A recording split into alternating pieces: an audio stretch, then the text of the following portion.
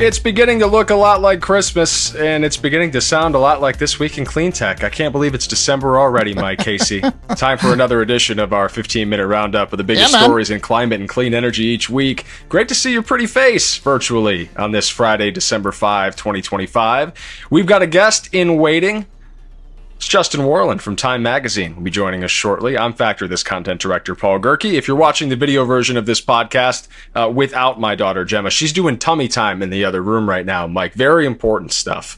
Mike Casey of Tigercomm on the other side. How are you today, my friend? I'm good, buddy. Well, I want to give a listener shout out to two people. First is Rao Kanadena. I hope I pronounced that correctly. He recommended one of our stories this week. Also a shout out to Candace Miller, who wrote, and I quote, "I listen while walking the dog, but I'm clearly missing out on the very fabulous Gemma Rose. I just took a peek at the YouTube video, and indeed, Paul Gerke's parenting while podcasting talent is top notch. Oh, and I love the inclusion of global news. Now, she did not mention your attempt at an AI mustache, Paul Gerke." Yeah, I don't know about that. Just saying. And did you know that super listener Dana Claire Redden will be our guest next week to announce the listener-chosen Cleantecher of the Year. This will be Cleantecher of the Year. Yes, sir. This will be that's cool. Complete with footage of Brian Mendez giving a world-class drum roll for each announcement. Yeah. Spoiler alert, you and I are going to be named as Cleantechers of the Century. Mm-hmm. So the rest of these plebeian listeners can cry in their milk. There you go. I might not even leave my star trailer, Paul. Just going to let you know. I didn't know that Brian Mendez actually recorded the drum rolls himself. He did. I know he's a renowned drummer, but I didn't know that was in his bag. It's badass. Cool. Now, the real question, here's the Diva Watch. Will he just recycle footage of him last year, or will, because he needs the recognition, film himself newly doing it? That's the real question. Because he is definitely in love with himself, and he is a handsome man, so he may choose to film himself newly doing the drum roll. Just letting you know, man. Before Mr. Casey gets too carried away about men he thinks are handsome, I want to shout out all of the listeners who interact with us, give us a little meat to chew on this show. Hey, Rao Konadena, by the way, you mentioned him a second ago. Probably the most prolific writer on our site that doesn't work for us, by the way. Rao is like our biggest contributor. He's always writing about important utility and RTO stuff. Very important part of what we do.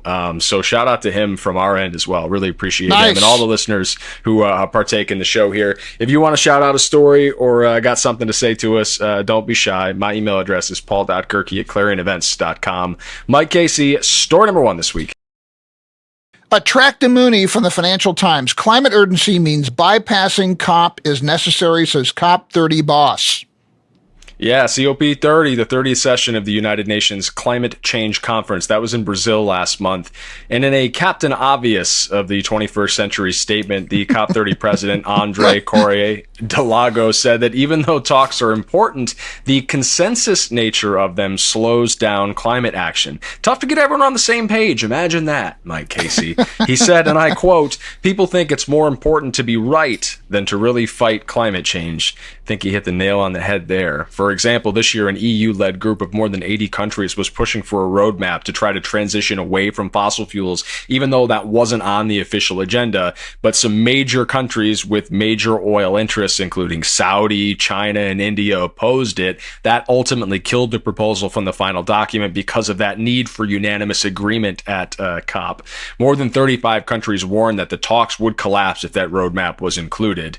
De Lagos said, quote, in response, "If you know this is something that's a no-go, the best solution is to work outside of the convention." So over the next year, you can anticipate overseeing a couple initiatives for fossil fuels and deforestation. It won't be an official part of the agenda, but something that's obviously very important, even if we can't get consensus from a bunch of other countries. Mike, your thoughts on this piece? You said it pretty well. I don't have much to add, but I'll say this gentleman mentioned that developing countries have long argued that wealthier nations about how the rich world has contributed little to climate disruption solutions, but a lot to the problem, and the responsibility for cleanup should be distributed accordingly. But the COP consensus approach has restricted these types of financial discussions. I know I would think I was at 15 and 16, and It is, it's about as exciting as watching paint dry.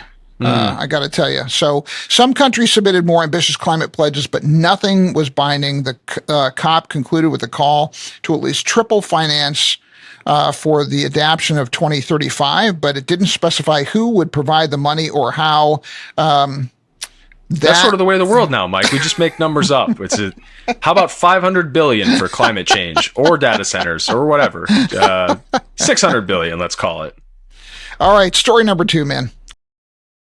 Story number 2 from a friend of ours, 5-time reigning defending This Week in Cleantech guest Tim McDonald. What's a semaphore? Writing for Semaphore, titled Data Center Boom Drive Drives Internal Fight at Largest U.S. Grid Operator. This one's big. U.S. grid operators and data centers are not fast friends, Mike, but they've got to figure out how to work together. What was in Mr. McDonald's story here? The Northeast is home to the largest concentration of data centers. But data centers will require 106 gigawatts, that's with a G, of power by 2035, up from 40 today. That's 36% more than what Bloomberg New Energy Finance predicted in its last forecast in April.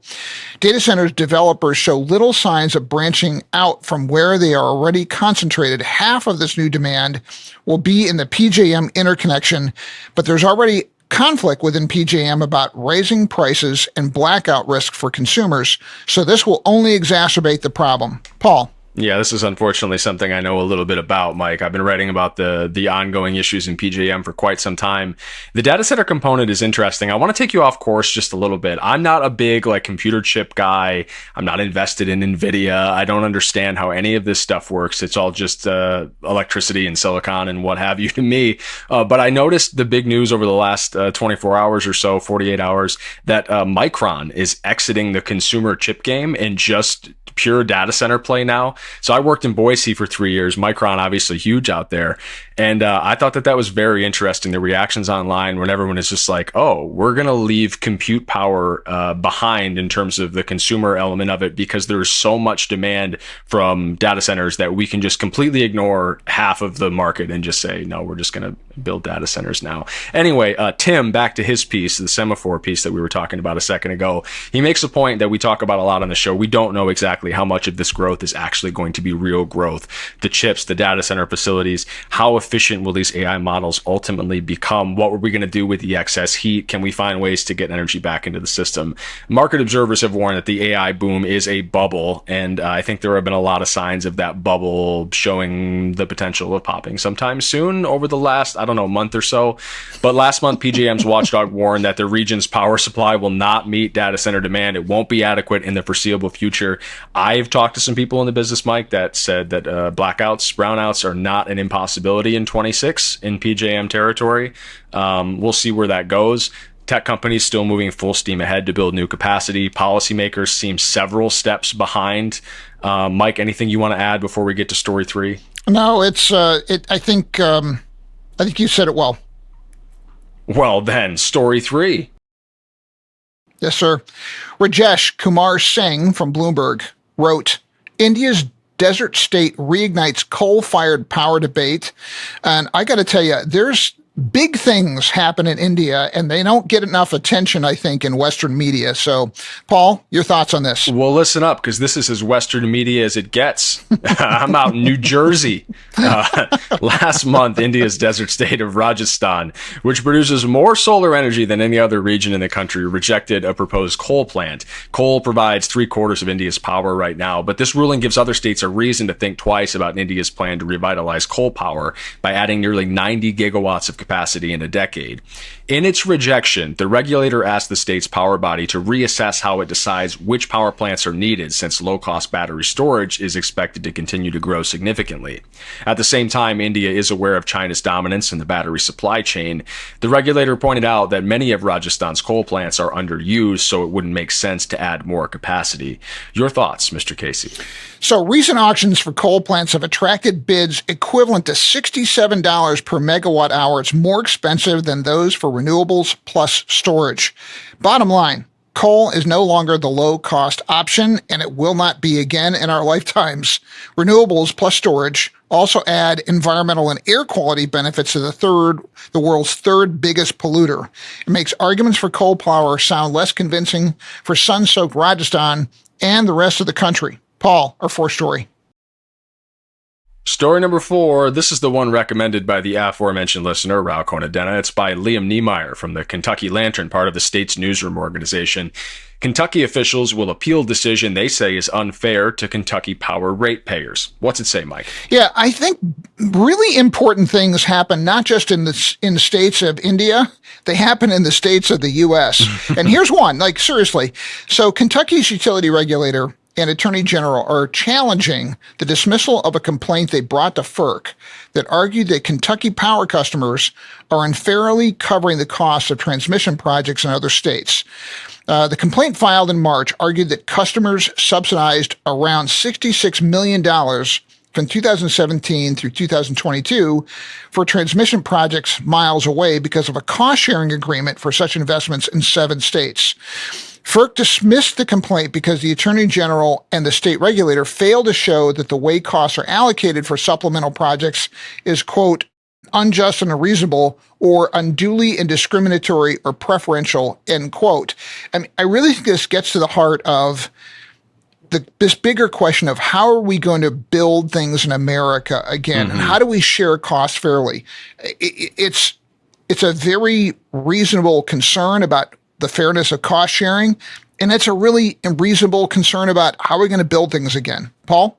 Yeah, and to me, Mike, this drives at the heart of an issue that comes up frequently on the podcast, and that's just like who's going to pay for it. If you really just distill all of what you said down, the question is who's going to pay for it, because nobody wants to be left holding the bag, and nobody wants to be left responsible for the infrastructure, especially if things don't pan out in the data center world the way that some anticipate. Kentucky Power, for what it's worth, their consumers pay among the highest residential utility bills in the state of Kentucky. There's been a lot of pushback in recent years about scrutiny over proper review from state regulators and FERC to ensure that projects are necessary and cost effective.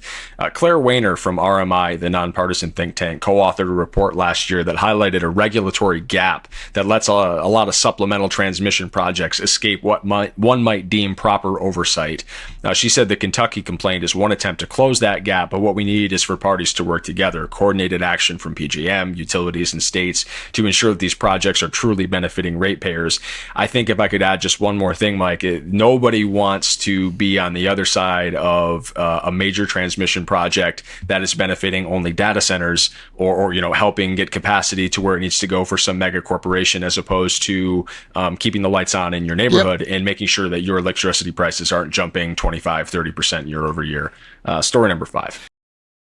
All right, Justin Worland, our first timer here on This Week in Cleantech for Time Magazine, cover story amid the ashes. So first, Justin, welcome. Second, I want to just tell listeners that I thought this was a very moving story, and it also touched on something that some people have privately asked me, hey, why do you do climate disruption stories on a Cleantech podcast? Aren't you really supposed to be focused on the industry? And it's a reasonable question, but I think there's no getting around the fact that the climate solutions technology space grew out of a need to solve a problem that has real costs to society. And I think that, yes, there's lots of industry dynamics that we focus on and we cover here, but it's worth occasionally just tapping ourselves on the shoulder saying, yo, this is what's at stake. And if you ever want to get a sense of what's at stake, read this story. So Justin, first, welcome.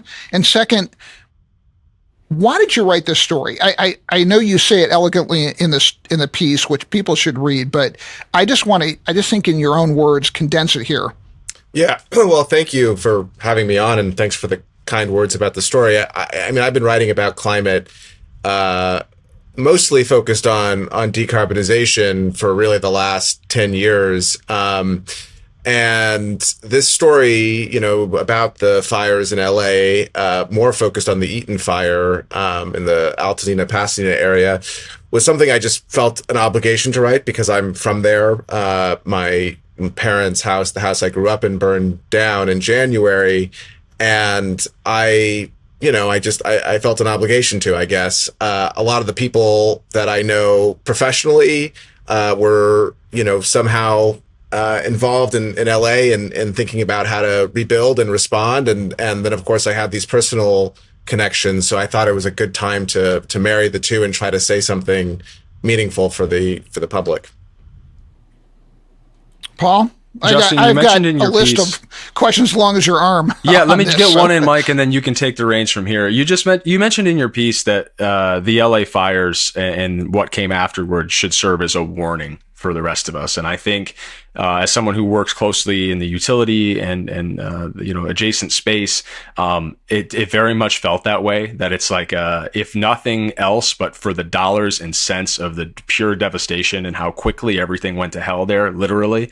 When you say it should serve as a warning sign, what is it warning us of specifically? What are you most concerned about? Well, there's a whole list of things, but I think the biggest thing, and I go through this in the story, is how difficult it's been to get things on track. So California, of course, is a wealthy state. LA is a wealthy city. The county is a wealthy county. There's a lot of people who want to do good things. There's a lot of philanthropy, and getting all of that together to work to actually solve the issues of recovery and then building back in a way that's resilient to future challenges has been extremely difficult. And, I think if LA and California can't figure that out, what does it mean for the rest of the country, the rest of the world? Yeah. So that's the biggest warning. But you could go through all sorts of specific things. If you're thinking about utilities, you could think about, the likelihood that this was caused by, an electrified line. There's so many different warnings that one could take from it.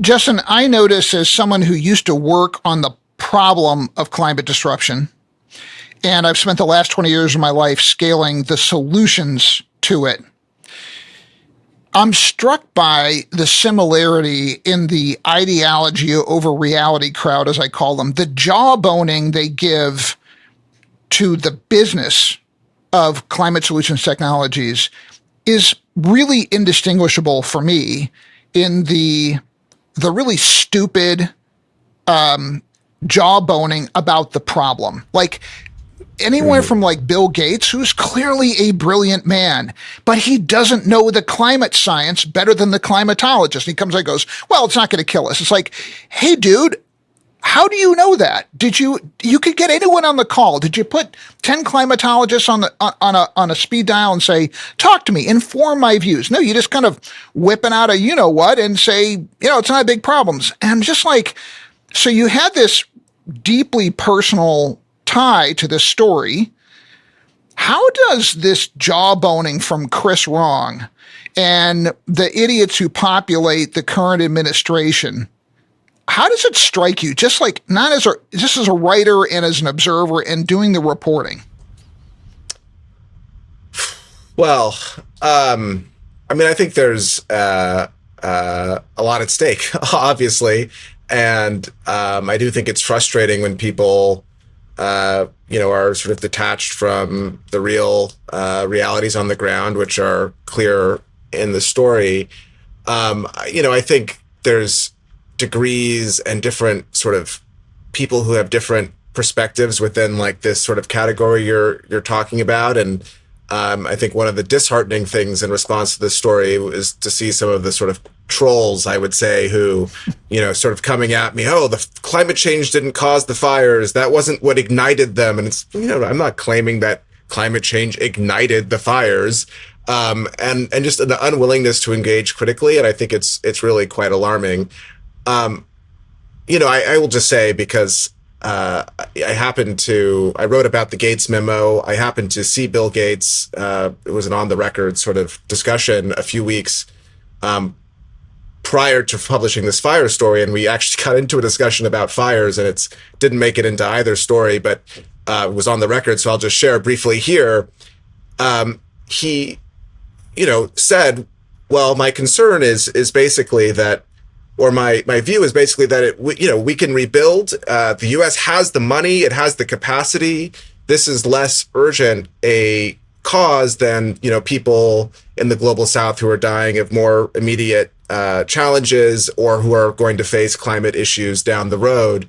And, there's a way in which he's right. And I think one of the things that I think is very important about this story is that it's not just about the money. It's not just, do we have the capacity in terms of capital, in terms of know-how? It's, can we get the political institutions, the people together to actually execute? And that is where we are severely lacking. Anyway.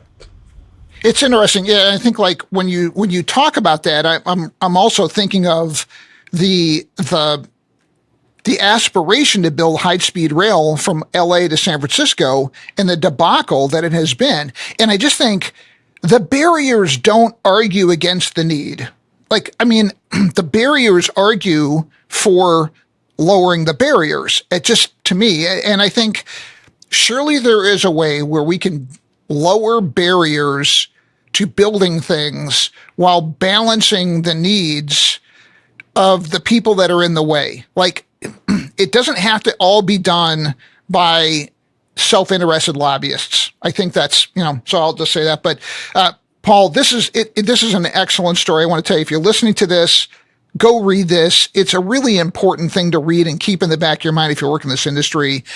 I think we got to go to Cleantecher of the Week, Paul. Yeah, I want to mention, too, some great imagery there as well, worth checking out on a monitor where you can actually click in and look at some of the devastation there. Some great images. And again, Justin, thanks for writing that and for joining the show. It's excellent. Before we wrap it up, though, our Cleantecher of the Week, this week's Cleantecher of the Week, as we count down to Mike Casey's Cleantecher of the Year that he's got cooking.